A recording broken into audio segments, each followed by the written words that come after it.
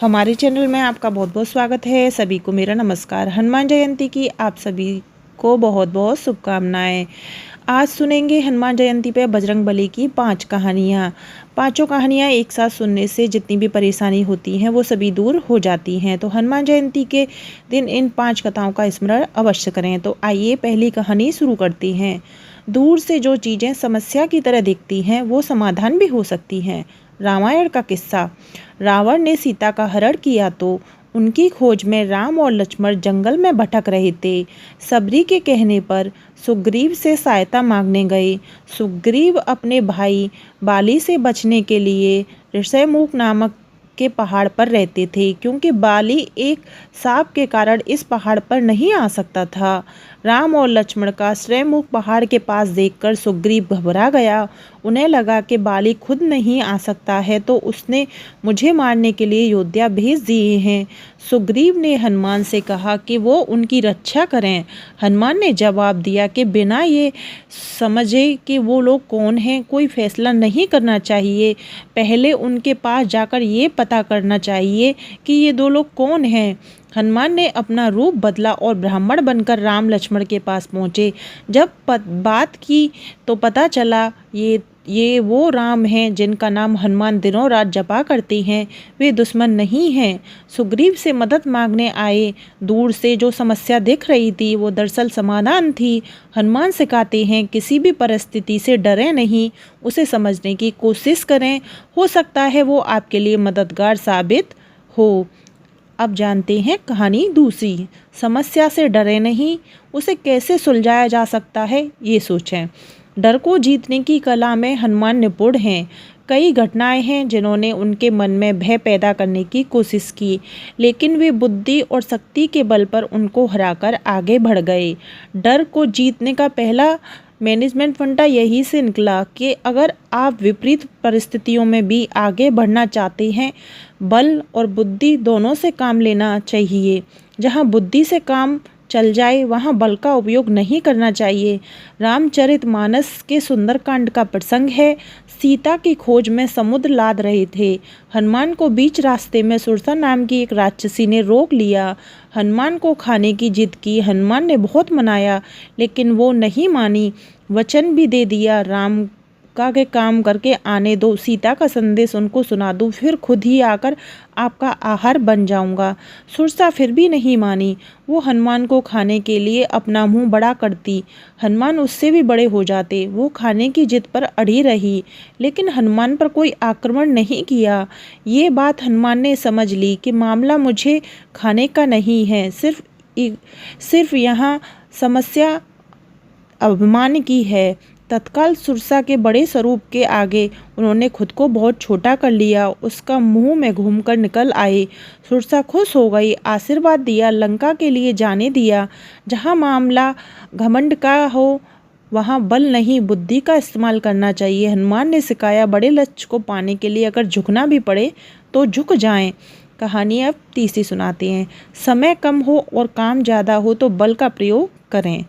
दूसरा प्रसंग भी इस रास्ते में घटा। समुद्र लाद कर हनुमान लंका पहुंचे। लंका के मुख्य द्वार पर लंकनी नाम की राक्षसी मिली।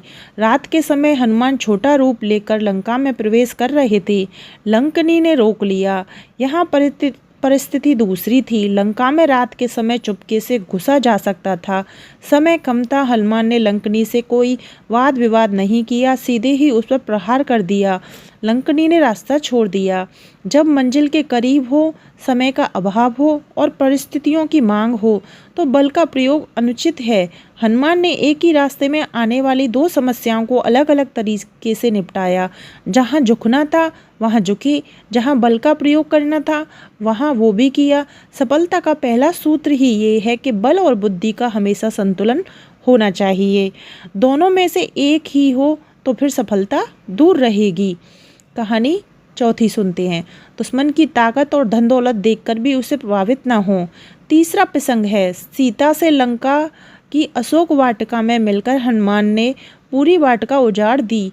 रावण के बेटे अक्षय कुमार को भी मार दिया। मेघनाथ ने उन्हें नागपाश में बांधकर रावण की सभा में प्रस्तुत किया।